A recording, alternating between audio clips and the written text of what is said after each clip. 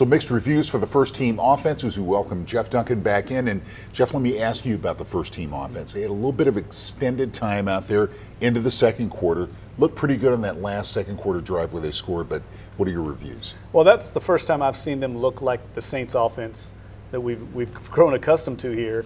Drew Brees was perfect in that drive, and he really seemed to kind of get in rhythm. But in his defense, they've had a revolving door at the receiver position for the most part. He hasn't been on the field very much. They've been very cautious with the first team playing time. I don't think we have anything to worry about with the New Orleans Saints offense. Their pedigree is there.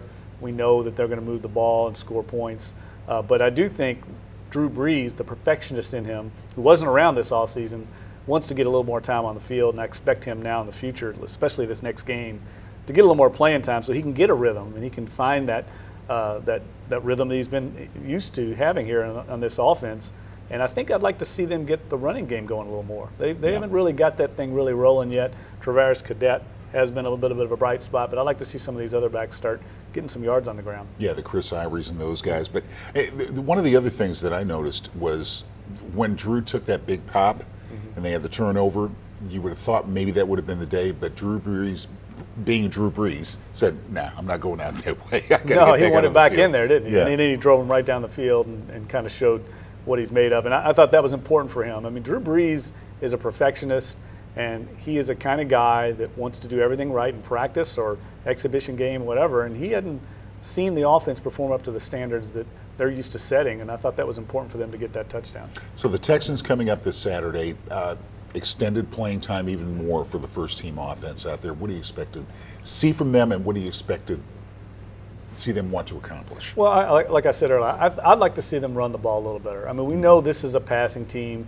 Their bread and butter is going to be moving the ball through the air. They're not going to be the Pittsburgh Steelers. But nevertheless, they have to have an effective running game to close games out, to finish games in the fourth quarter.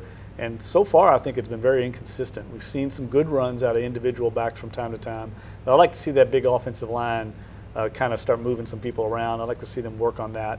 And maybe get Chris Ivory and Darren Sproles would be good to see him back out there. He hasn't played much at all, just to get these guys kind of some action before the regular season. What are your thoughts about Ben Grubbs and the way he's fitting in on the line? I think he looks like the perfect replacement for Carl Nix. He's great on the screen game, which is important for the Saints. The way they use their guards, they have to be athletic enough to get out in space. We've seen him do that already, and he's also very good in pass protection. I think they could not have found a better guy, and I'm very fortunate that he was a free agent at this time because there was really no one of his caliber after him. And you got to credit Mickey Loomis for going out and getting that guy. You talked about Travaris Cadet, and I said Friday night, this is a guy who seems to refuse to play himself off the 53-man roster. He seems to be doing everything that's expected of him.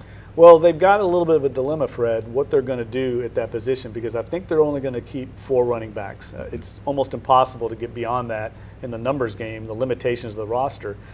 But yet he has practice squad eligibility. Do you risk cutting him and trying to get him to that practice squad? Because he's clearly, you're right, he's earned a roster spot. I don't think anybody doubts that. They really valued him coming out of the draft.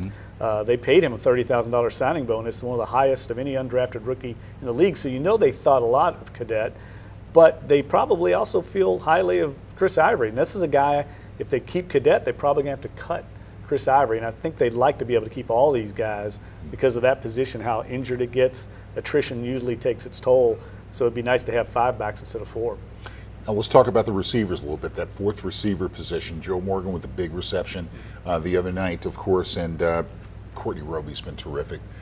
Who are the guys that are going to be figuring in that mathematical equation, if you will? Well, they've got some injuries at the backup spots right now. That's some concern. Andy Tanner went down in the game with an ankle injury, so that's going to be a setback for him.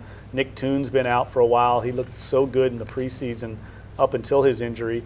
And Adrian Arrington looks like he's going to be out maybe for the season or at least for a while. So right now you'd have to say Joe Morgan's played his way on this team. He's got the deep speed that this team's lacking right now at every other position other than Devery Henderson. So he gives them a skill set that they don't have and would effectively replace Robert Meacham. And that, I think, is going to allow him to be on the team, even though he has been inconsistent and shown cases of the drops and cases of poor route running. But he's got that big playability, and I think they'll be patient with him because he does have that. It's a rare thing to have, and he seems to open people's eyes once a practice with some big play. But the front four right now, I think, are clearly Colston, Moore, Henderson, and Courtney Roby, who's done probably had the best preseason of any wide receiver. All right, so we've seen the Saints at home for the first time this preseason. What we have not seen is them at home without head coach Sean Payton. Have you noticed a marked difference without coach being there, or do you see them buying into the do your job thing and just the system moving forward? Well, I think there's two ways to answer that. One, I do think that it's not quite as intense without Sean around, and I think not only Sean, but Greg Williams, who's a very intense guy. I've noticed that it seems to lack a little bit of an edge at practice, but that might not be a bad thing. This is a veteran team. They know how to get things done. They know how business is accomplished out of this organization. And so I don't think it's going to have any effect on their win-loss record, at least from what I've seen so far. But I do think that there's a little bit of a lack of an edge right now because Sean was an intense guy, and we see that on game days when he's on the sidelines. So it'll be interesting to see if that carries over to the regular season without him there getting in people's faces. Sean, intense? Really? Just a little bit. Just a little bit. All right, we're going to take a break. And speaking of coaching, who is going to take over once the season begins and once, of course, Joe Vitt is not there? We'll talk about that when the final play continues in just a moment.